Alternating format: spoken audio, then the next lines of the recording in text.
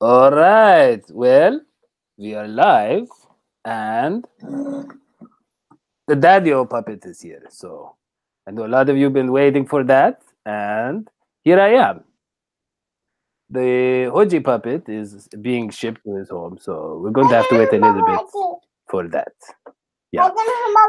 But, John, let's talk about the game first. Are we not going to talk about the Dadio face reveal? This channel is like 6 years old. And this is the first time I've ever seen your face. Yeah. Like, this is mind blowing. Where'd your face go? Hold on, John. Hold on. I don't even care about the game anymore. This guys, literally, this is the first time I've ever seen Dadio's face. I've still never seen Hoji's face. I've still only seen that picture. You've seen pictures, and it's being shipped. I'm coming. Yeah. I mean, look. I mean, I don't want to, I don't want to brag about my mustache. It's mostly from my.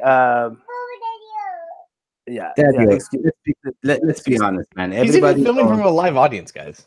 No, here's the thing Dadio didn't want everybody to know. And Dadio, I think it's time you fessed up. Dadio had mustache implants. And they got the hair from a certain part of his body and implanted it because he had a very, very thin mustache, and they implanted it there to get a thicker, more manly stash. Basically what Drake did, actually. Didn't Drake buy his beard? Like, it's not an actual beard, it just kind of comes off a little bit. I guess with Dadio, it's like because it's like that foamy thing that you like actually grows, but it's not actually like real facial hair. With Drake, I guess he kind of like bought that like fake one that you would buy like a store or whatever. Totally makes sense that Drake would do that. So Drake. Very. They cut from the same cloth. They are. Both entrepreneurs. What's interesting is that there are right now we have 0 people here for the premiere of the Dadio puppet. Whoa, so time out. We have 3 people here. Me and you, John. And that's what wow. Well, thank you for your fandom, and thank you for watching the show. And I think the fans should know also that Dadio is a stingy man, a frugal man. And he literally told us that suit cost him $10. That's true. So, and that is, I was showing off. You're saying, oh, I see. Okay. While Dadio makes the show every week, he babysits at the same time to make an extra buck, which is great. Yeah. And I'm saving up for the tie. The clip-on tie was $4. Baby, whoever's baby is there as well, which is great. So there's 4 of us. Yeah. But anyways, look, this show is not about me. This show is about the Cincinnati Bengals, and they won a game today, and nobody seems to care because they're like, "Hey." I think people are just celebrating right now, and for some reason they're not watching that show. Yeah, that's the streets going wild, probably. I mean, though, the thing is the kind of bittersweet part of it is that all the teams we needed to lose today also won. Here we go. Yeah. Really, I mean, it just shows you that no matter how good you are, really, no matter how much of a great job Marvin Lewis does, he just bad luck, really. It's not bad luck. It's bad Bengals. I mean, look, okay, let's talk about the game quickly. Yeah. Okay. Oh, by the way, I just want to mention we are monetizing now. So the longer this video is, the more money we make. We made so total so far. I think it was like 17 cents, I believe. It was 23 cents, and now it's 44 cents. We're up to 44 cents. Yeah. Wow. Daddy, you might be able to buy that tie one day. So I mean, you're joking, but like 1 month I can get that tie. Yeah. So here's the thing. I think we have winners and we have losers. Okay. Who's a winner? Today, Joe Mixon was a winner. Joe Mixon was the winner. Joe Mixon is a winner overall. I mean, that guy is great. 4.8 yards, great 9 yards, 2 touchdowns. I mean, the man just did beautifully. And despite his interception, Jeff Driskel is a winner. He didn't look great, but you know what? He won. And at the end of the day, that's what matters. And there was one play. I mean, first of all, you think about all those 4th down plays when he actually pulled it off. That's clutch. And you think about the time that Jeff Driskel, we were stuck, and I think it was a 3rd down, and he runs for it and gets the first. Again, That's being a winner. It's not about the stats. Who else was a winner today? I believe Bill Lazor was a winner today. I believe that the play calling was okay. It was decent. I believe that Marvin Lewis, yes, I'm sorry, guys. I know there's a lot of haters, but he's done wonders with a very, very short staff defense. And if he's the defensive coordinator, give credit where credit's due, he's a winner today. Who's a loser today? The same man who is a loser every single day. And he is not welcome on this show. Yes, Hugh Jackson. The man is not a winner. The man has no place on the team. Nobody. Well, look, here's the thing, okay? The Browns are much improved this season. And, you know, Hugh Jackson, yeah. I mean, they've won 4 out of 5, right, John? All without Hugh Jackson.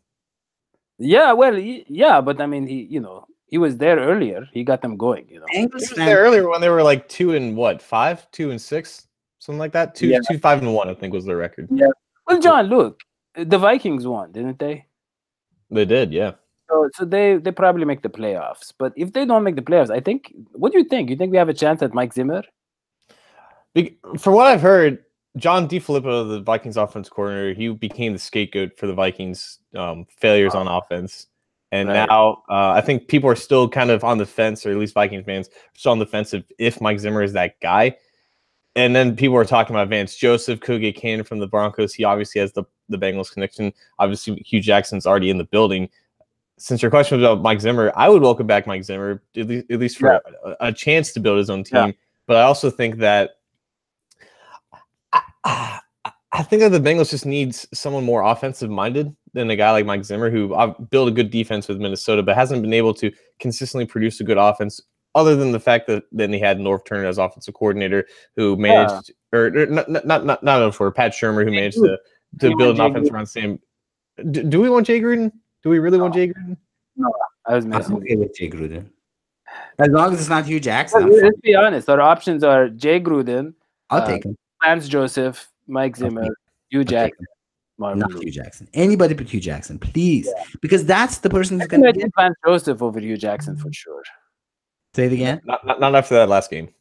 No. Over Hugh Jackson. Because Hugh Jackson is literally the very bottom of the barrel, and then Vance Joseph's like one step up. He's just a bad presence. He's just a kind of selfish guy. Like I don't even think he belongs in the CFL by now. I think bottom of the high school. You could say bottom of the barrel. You could say bottom of the butthole. I mean, the man, honestly, he really hurts every instant. I mean, look, I like to be a nice guy. People know me as a nice guy. Everybody's like, Hodgie, that guy? Yeah, he's a nice guy. Everybody says that about him. But when it comes to Hugh Jackson, do I get fiery? Yes. Why? Because the man would not have a place on any other team while he's on the team. But I don't want to keep lingering on it. We probably want to talk about the specifics of the game.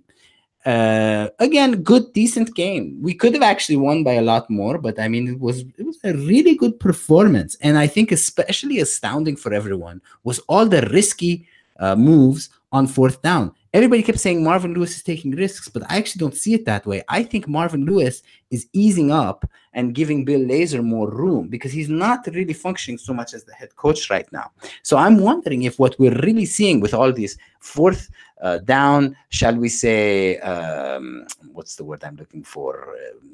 I don't know, this 4th down gall, the 4th down kind of aggressiveness. I'm wondering if that's actually Bill Lazor having more latitude to do what he needs to do to get the job done. It might be because the Bengals, at least in this afternoon, were still barely alive in the playoff race. The win today extended that life for about 3 hours up until the Steelers beat the Patriots.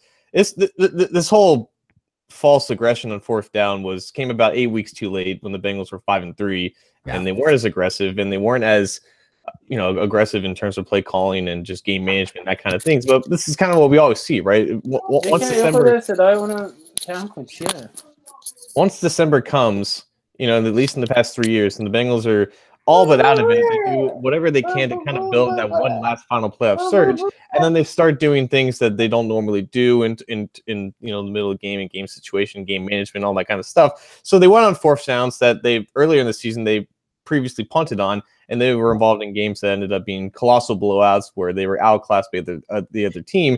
In reality, the Bengals played a team that was much worse than them, and they ended up winning by 2 touchdowns, and they could have won by 3 touchdowns had Jeff Driskel not played like one of the worst quarterbacks I've ever seen in my entire life. Yeah. So that fact, I don't. But oh, okay. So the look, look. I gotta say, I mean, I take some responsibility for the fact that the Bengals got to this whole 4th down place a little bit late. I made my video too late in the season. So clearly, after I made my video about going on 4th down, which had like, I don't know, I don't want to brag, but like 2,000 hits, that's when the Bengals started to go for it on 4th down. So there you go. Anyways, you were saying that, you. Were you going to comment? But isn't it? But yeah, it's always a little too late. It literally is out before when they can't really do anything enough to salvage what they already ruined, and it always happens over the years. And that's honestly just the Marvin Lewis thing. I know you were talking about the Raiders are getting more comfort to do these kind of things, but it all comes down to them just not having this mindset throughout the year and not being this aggressive team that we always want them to be. Even if they're not as talented as they could be, they'll still put themselves in bad situations, regardless of the talent level, regardless of who they're going up against. And that will for sure happen if Hugh Jackson's staying here as well. Well, let me go back, if you don't mind, John, to something that you said, and I want to drill your brain a little bit on this one, and that is Jeff Driskel's performance, because it seems like you had a negative take on it. Okay? He was awful. Well, was he though? I mean, like, look, okay. First of all, he's been on the show, so that's there. Really, I mean, that right there shows he understands the modern game. You know, right. the fact that he's on that show shows he's exactly. Second of all, if I may, I mean, look, it's not just that he won. It's not just that the man won, but in reality, he was a 3rd string quarterback. Right. Without AJ Green, without Tyler Eifert, without Tyler Kraft, without all those people. Exactly. All of those people there. And if Dalton had a performance like this without all those people, we'd say, hey, he didn't have his quote-unquote weapons. Jeff Driskel had none of that, and he pulled off a win. Yeah, he looked a bit rusty, but this is what his bit rusty? Is it his 3rd game in from the middle of the season? I mean, he didn't really get a lot of time to work with the wind factor, like, because a lot of those passes, there's like the wind just I don't think it was very windy, guys, because Derek Carr wasn't constantly overthrowing receivers by 5 yards. No. Like, whoa, the ball just fly over their head. What about the interception where you threw John Ross about 5 yards short? I mean, the wind, so much. Most of them, though, John, underthrow. But most of them, John, there was that one underthrow. Definitely. Yeah, but there was that one underthrow. But John, you will admit that most of his poor throws were overthrown, which to me said the ones I noticed, there was a lot of overthrown balls, and which tells me that he was trying to at least avoid the interception, because a quarterback of with his experience and or maybe those players were used to the ball being underthrown because of Dalton, and they stopped short, on the route. It didn't look like that, but that's a possibility. But I'm saying another possibility is, look, maybe this is a guy who's working with what he has, and he's look, he didn't look this inaccurate before. He had a bad game. I think he looks like he's borderline a starter material.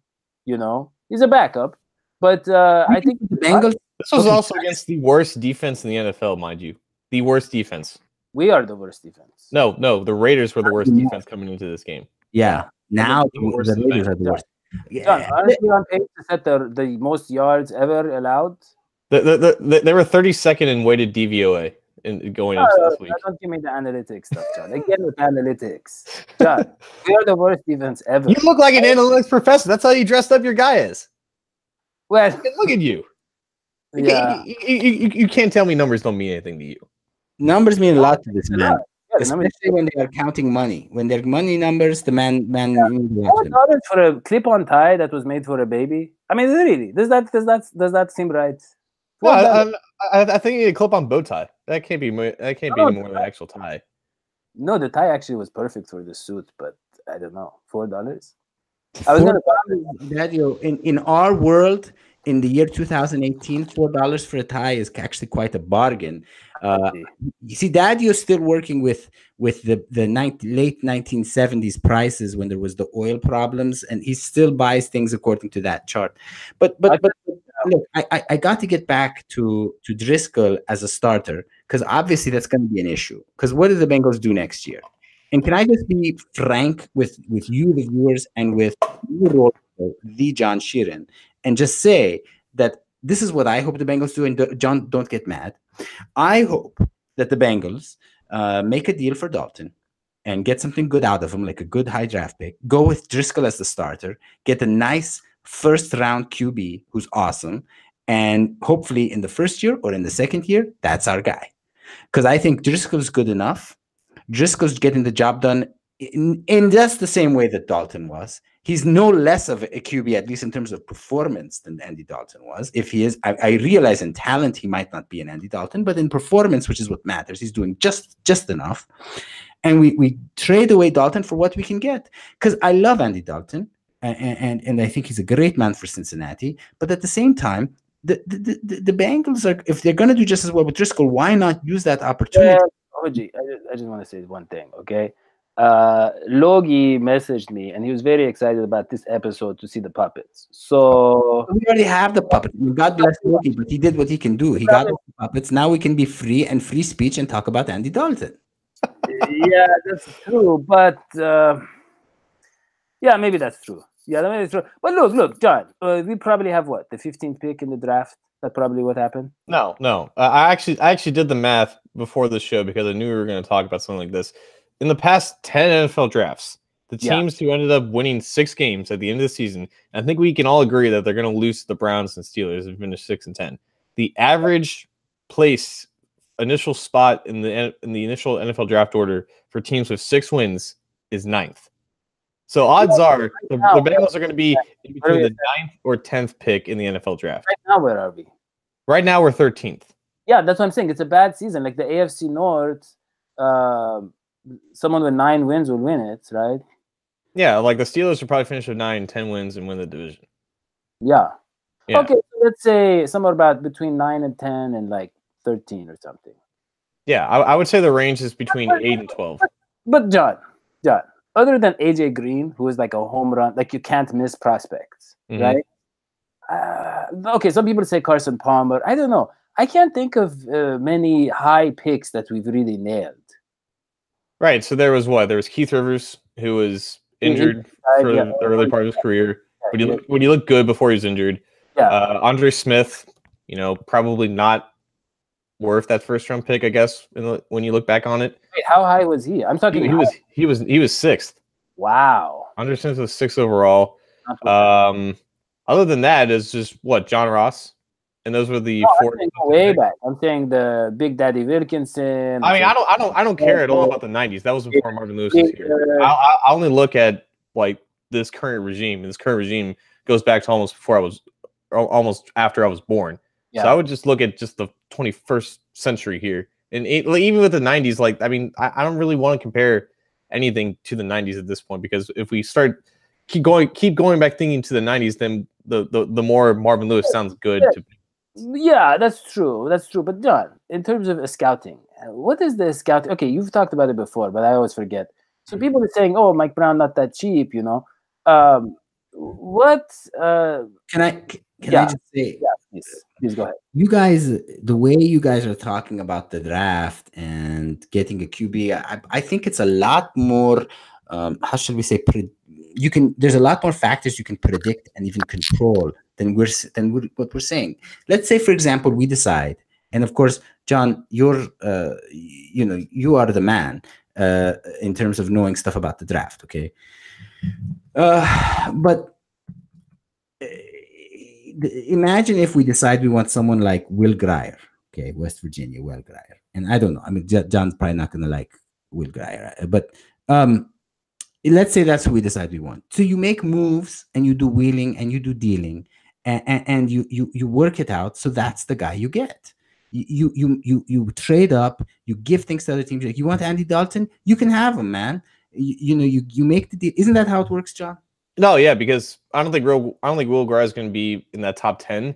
But for teams who draft quarterbacks in the first round, you don't sit and wait for him to come to you. Even if the Bengals are drafting, like, let's say 10th, if they want like one of the top 2 quarterbacks in the draft, the odds are that they're going to have to trade up into the top, 6 or 5 range, and that's going to take some capital. I don't know if you trade Andy Dalton as a part of that. Like, my perfect plan would be to keep Dalton and to draft a quarterback in the first round to groom him under Dalton, then trade Dalton either in the season or after the season when they still have him under contract, and then have that quarterback take over in year 2. That would be my plan, because I don't know how you were talking about, having Driskel go out there for 2019.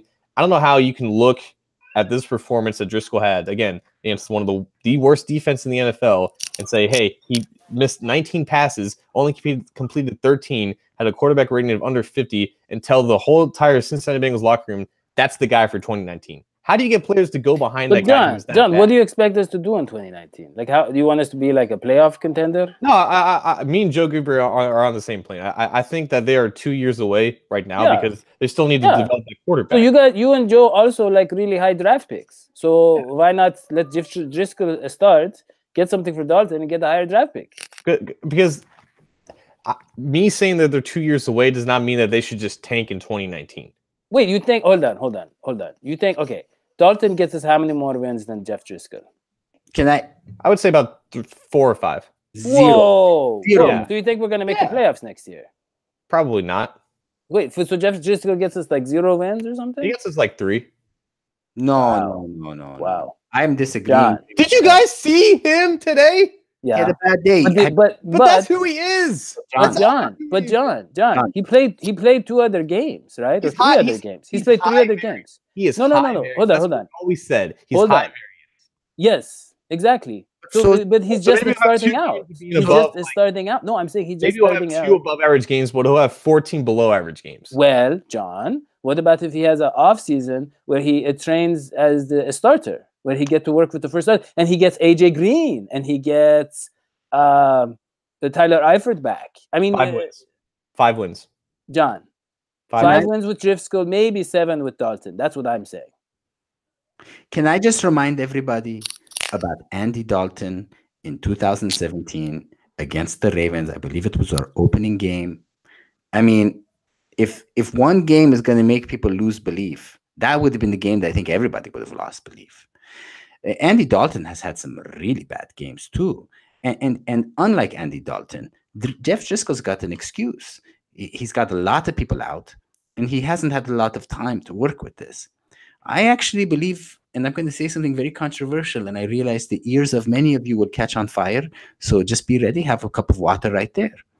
I believe that Jeff Driskel will actually win us 1 or 2 more games than Andy Dalton. Why? Because although Andy Dalton is a superior quarterback in terms of talent, he has a quality where he shuts down on big games that Jeff Driskel just doesn't have. Here's my thing. We're not going to play any big games next year. Okay? Yeah, we are. Hold up. We're not. So, all right. This point has to be get across. Yeah, go ahead. The quarterbacks in this draft, they're not as strong as they have been in the past 2 drafts. There's not a Baker Mayfield. I don't think there's a Josh Rose. I don't think there's a Pat Mahomes. I don't think there's a Deshaun Watson. There is talent, but there's not a guy who can come into his rookie year, into his first year, and play well. So what about we get Teddy Bridgewater? If you get Teddy Bridgewater, it's a whole other story. If you're if you invest in a first round pick and a quarterback, which by the way is probably very unlikely for this Bengals team because they've already said that they're going to have Andy Dalton for 2019. But if you have Jeff Driskel starting with a first round pick behind him, and Jeff Driskel stinks it up for the first however many games, how long can you hide that first round quarterback when he's not ready? Long. But look what Tyrod Taylor obviously much better than Jeff Driskel. Don't get me wrong. But I think having an average or even below average veteran start the regular season, take the pressure off the rookie, in this case Baker Mayfield. So it's like not like, so let's say the Browns missed the playoffs, or let's say they went 4-12, with Baker Mayfield, but he came in middle of the season. It's not his fault, so it's not like, you know what I mean? It's not you can't really evaluate him yet. And so that takes pressure off. So I'm saying you got a Jeff Driskel. He start the first. Let's say he go 0-3, right? And then you got the rookie come in, and he look a little better. That is like better for his confidence. But whoever the rookie is, he's not going to be ready. That's the whole point. Mayfield was ready to start from week 1. I don't think a Justin Herbert or Dwayne Haskins is going to be able to come in to a team like the Bengals and light the league on fire. He's going to No, struggle. I don't either. I don't either. Got the plan. Well, look. Even Baker Mayfield has struggled. Yeah, and he struggled because, like you were saying with Driskel, he didn't get those first team reps, but he was always ready to come in. Right. Had he taken over a team, I don't know if I agree with you. I don't think that Jeff Driskel is as good as Baker Mayfield, if that's what you're saying. But no, here's the thing. Okay, let me tell you like this. Let me tell you what my thinking is. Okay, I love Andy Dalton, but obviously, he could be good on I don't know, on a perfect team with a great roster, with a great GM, and an owner that has spent a lot of money. Okay. He's never going to be great on our team. So I'm willing to try whatever it is to rock the boat and, until we can get like a superstar quarterback. And it might take 2 or 3 tries, But I think it's just time to try whatever. Hodgie? I don't know, man. I mean, maybe we can get McCarron back on the team. He was on the field. I honestly thought he was in place for Driskel with how inaccurate he looked today. Yeah, I never liked McCarron, to be honest with you. I mean, it was just about trying something new with Andy Dalton. Andy Dalton not getting the job done. McCarron was really good. I mean, I don't know why people forget McCarron. But he never came on our show. I mean, if I'm being, complete transparency here. He had the sushi restaurant to look after. I mean, he's a busy man. Look, I don't know. I'm not a whiz kid, okay? But I do know this, that Andy Dalton certainly is not. We came to the point, at least I came to the point where I realized Andy Dalton wasn't the problem, but he's certainly not the solution either. I think we'll be fine without him, but I think I don't know. I think you do what you can. It's the year for changes. Sell the team. You know what? I mean, I think it was Goodberry who said this. AJ Green's awesome. He is our team. He's the heart and soul of our team. But if we're not going to win and be playoff ready this year, whoa! I mean, you got to think outside the box, Dadio. If you're not, let me tell you something. All we have as Bengals fans is players like AJ Green, because we're never going to win anything. And I love AJ Green, but him retiring as a Bengals, let's say Whitford. Right? I know. Whitford make the whole Hall of Fame in your opinion? He's borderline right now. Maybe if he wins a ring, I would say he's even if he doesn't. I mean, look, if he plays, if he wins a ring, I think he's in.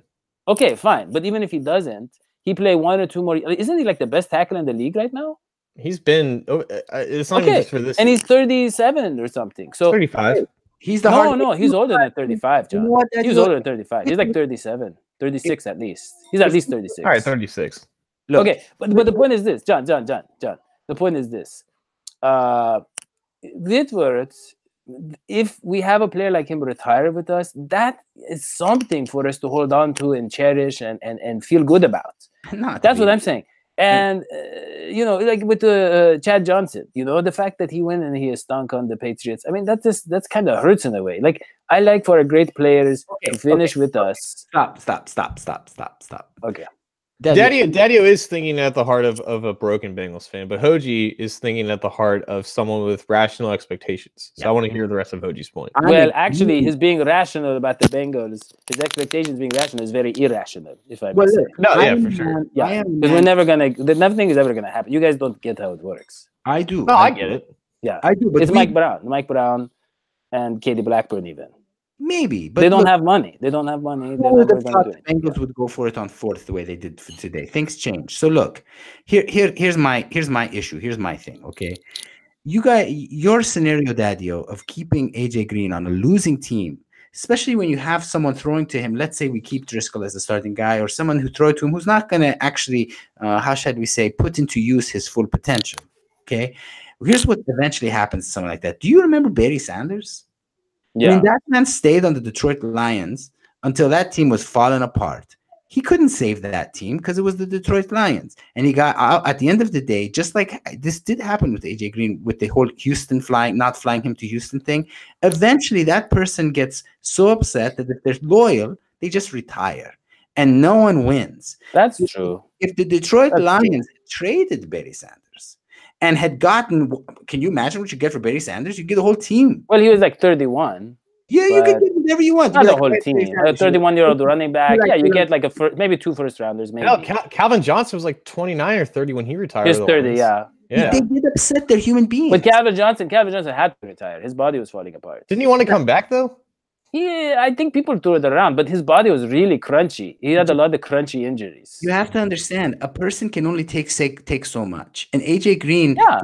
Look, I say this all the time, and this is one thing I want to say about the performance of some of our players. Losing really makes you hurt more. You know, all the injuries.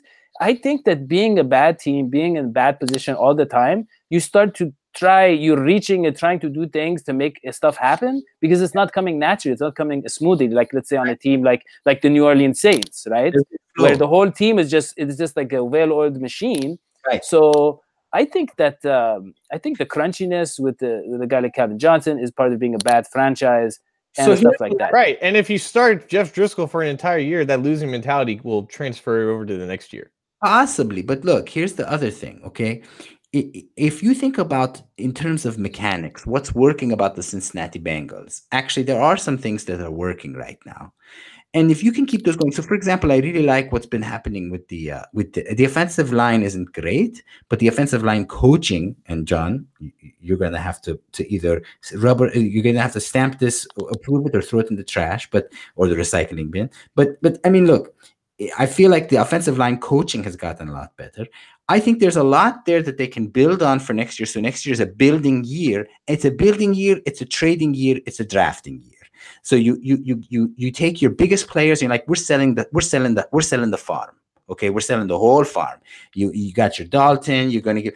Of course we don't give Mixon because you know why? Because Mixon in a way Mixon is awesome and he's 22 years old. Awesome. I mean, we can rebuild in 3 years. He'll still be a great player.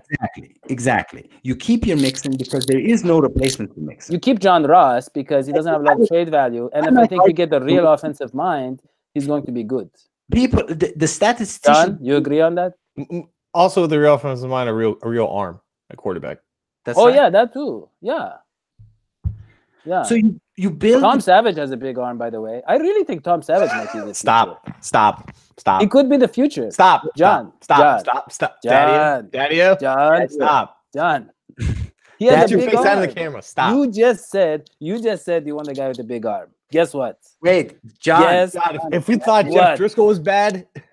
John, can I tell you a little secret? Let me tell you something. When we were kids, when we were younger, we weren't kids. But in the 80s or something like that, his brother was fantastic in this, coming of age show.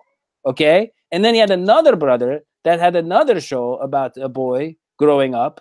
And I'm just telling you, these guys, just success is in their blood. And also his brother, the first brother I said, was in The Princess Bride. And that was a great movie. So, I mean, don't discount the Savages. You know when you lie, your mustache jumps up and down in a weird way. Yeah, no. Let me tell you one thing, John, that might make you look differently at Dadio. I want to tell you a little confession on his behalf. Oh, we're doing that? We're doing that now? You hold on. Dadio was on the Tebow train.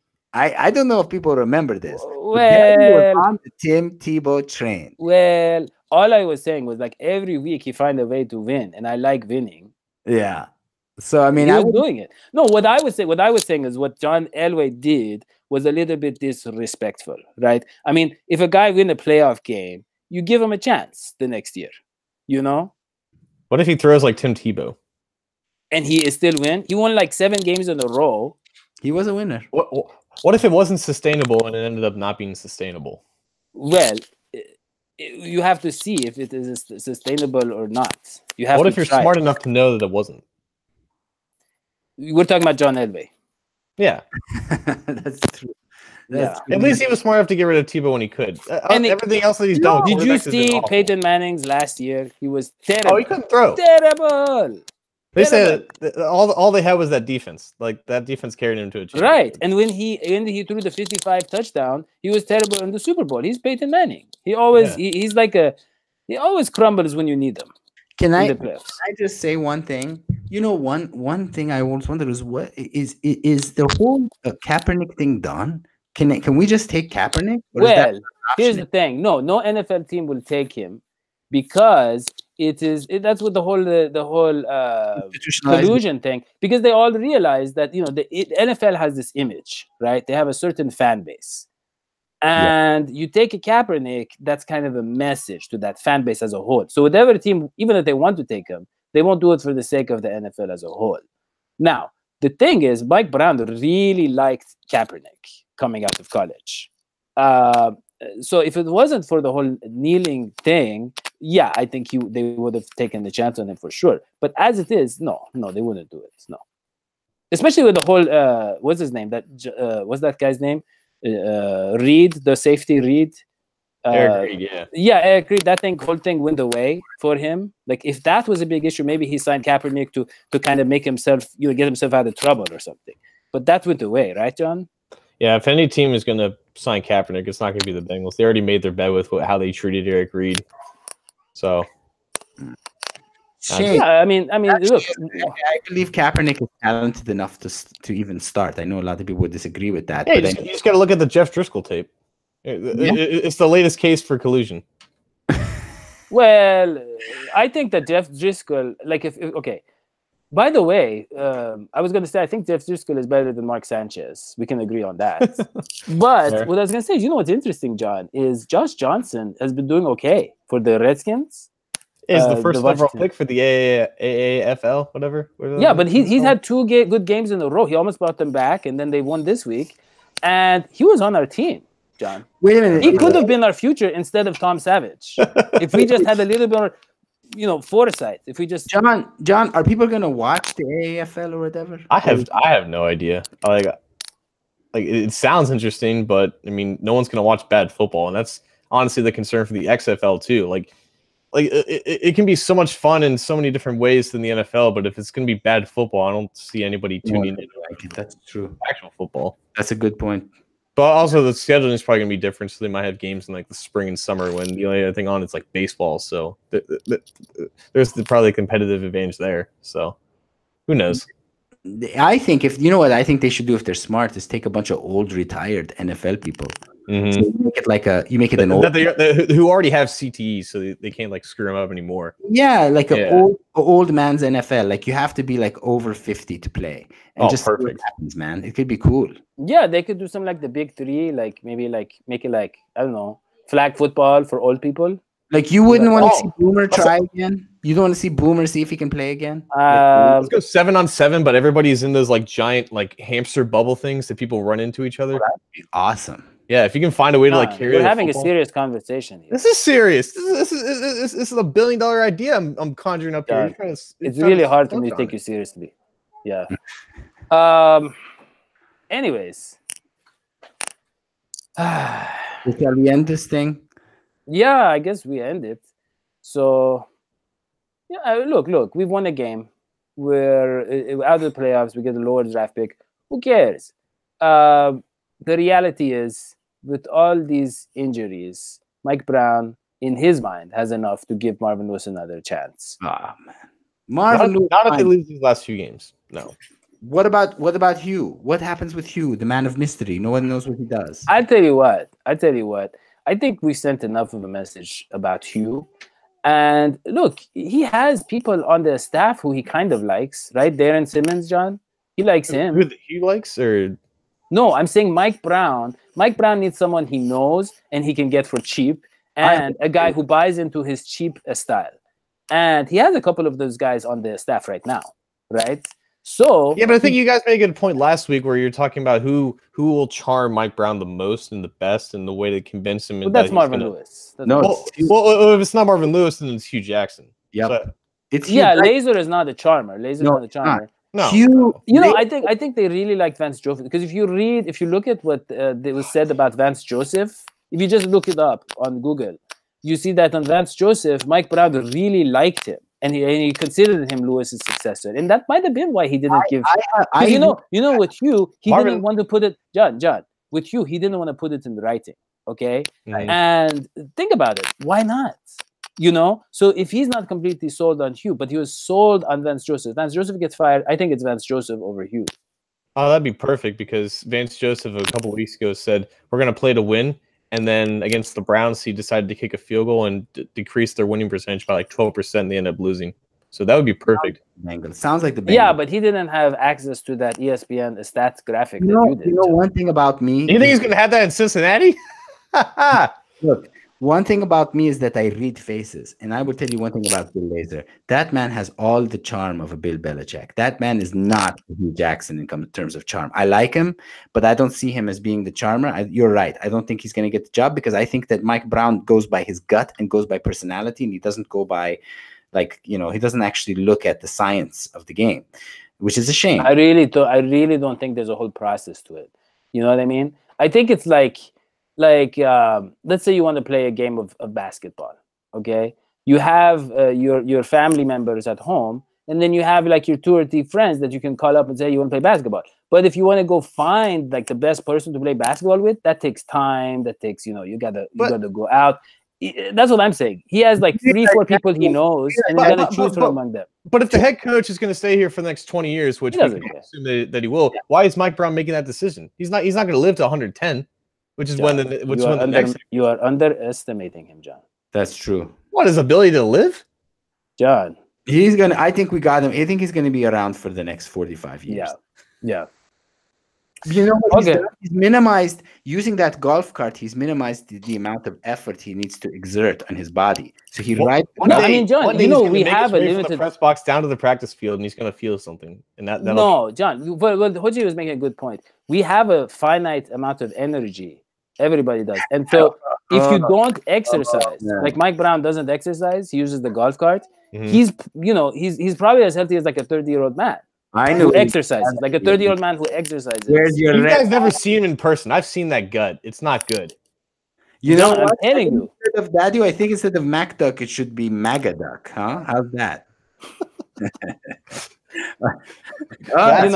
That's why he liked Tebow. That makes sense. Look at this guy. What do you mean? I like good quarterbacks. I like Tom Brady. I like good coaches. Like Rex Ryan. Actually, I don't like Rex Ryan. But Bill Belichick, all these guys, they get it. You know? Yeah. Well, okay. I got to go. Yeah, I got to go. My arm's getting tired. I got to go feed my plants.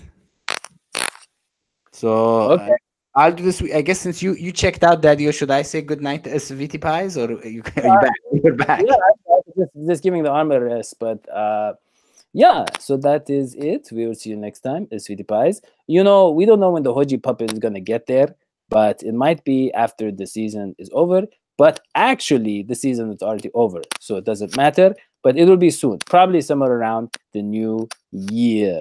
Right, Hodgie 2019, baby. What's up? Yeah, so we will see you next time, Sweetie Pies.